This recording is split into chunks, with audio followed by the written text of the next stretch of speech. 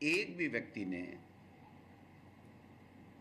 कोई दमदार बात नहीं की, सरकार की योजनाओं के खिलाफ कोई बात नहीं कर पाए, सरकार की योजनाओं में कोई कमी खामी नहीं निकाल पाए और केवल जो पिछले 1.5 साल से राग अल्पा रहे हैं भ्रष्टाचार का,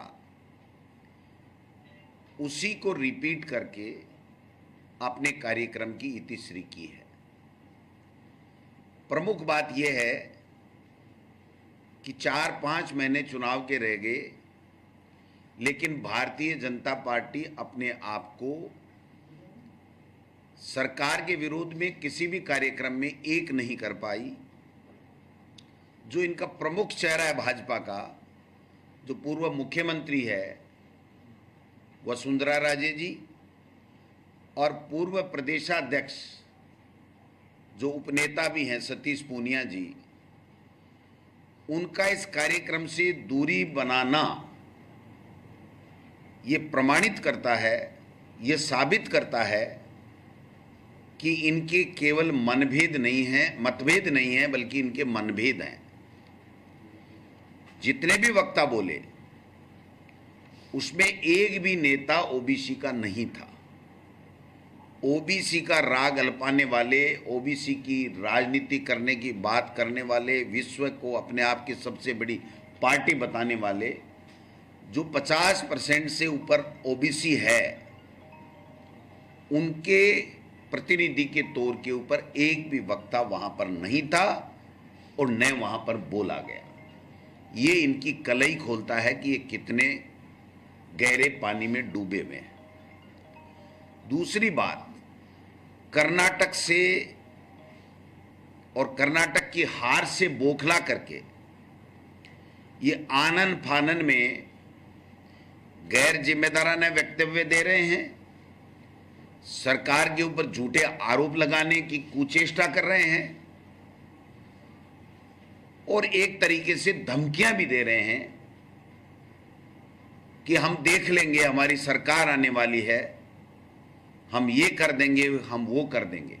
मैं इनको कहना चाहता हूं, सबसे पहली बात तो ये 1.5 साल से एक ही राग अल्पा रहे थे कि ईडी आएगी। ईडी आ गई, जांच कर रही है, किसी को कोई तकलीफ नहीं है। अब इनका मुद्दा ही खत्म हो गया। जो दोषी होगा, जिसने अपराध किया होगा, जिसने मनी लॉन्ड्रिंग की होगी, वो दूध का दूध पानी का पानी हो जाएगा। कहां दिक्कत आ रही है? जब आप स्वयं ये कह रहे थे कि हम ईडी ला रहे हैं, ईडी आ जाएगी, ईडी आ जाएगी, तो वो ईडी तो इनका जो बार बार कहना था वो ईडी आ चुकी है, तो अब इनको इस मुद्दे के ऊपर बोलने का कोई अधिकार नहीं है। दूसरी बात,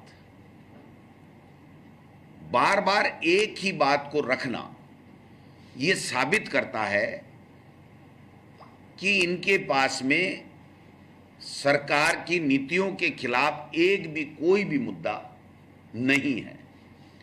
महंगाई राहत कैंप लग रहे हैं, 10 तरह की गारंटी हमारी कांग्रेस की सरकार दे रही है।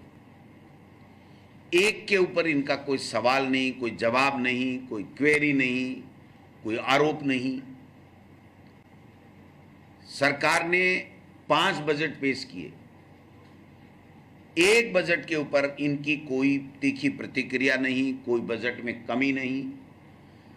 बजट धरातल पे उतर रहे हैं, योजनाएं लागू हो रही हैं, लोगों को लाभ मिल रहा है, एंटी कमेंसी सरकार के खिलाफ है नहीं।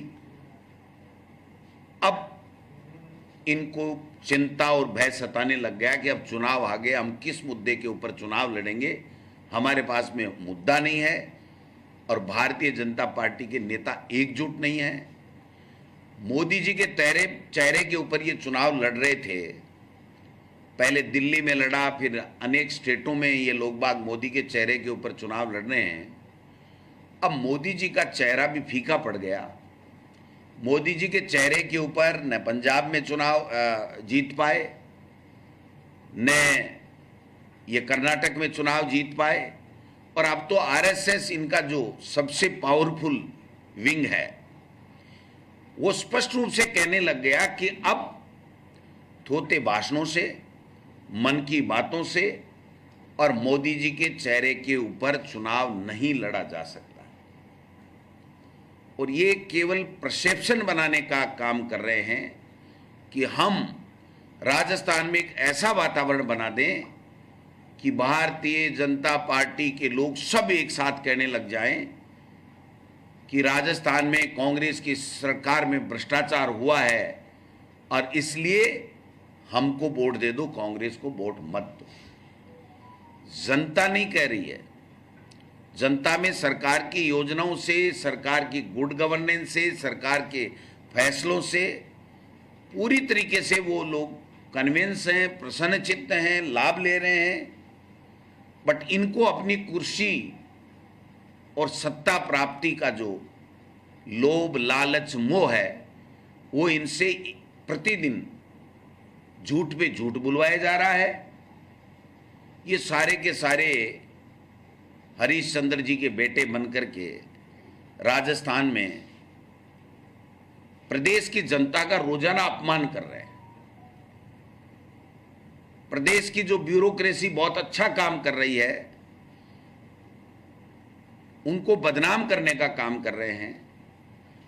चाहे नेता हो, चाहे वो ब्यूरोक्रेट्स हो, चाहे वो नीचे स्तर का कर्मचारी हो, चाहे किसी भी पॉलिटिकल पार्टी का कार्यकर्ता हो, हमारी सरकार पारदर्शिता के साथ में जहां भी कोई भी गड़बड़, घोटाला, कोई भी भ्रष्टाचार होने की जब सूचना मिलती है या अपने तंत्र से पता लगाती है और वहां अगर भ्रष्टाचार पाया जाता है, गड़बड़ पाई जाती है, घोटाला पाया जाता है,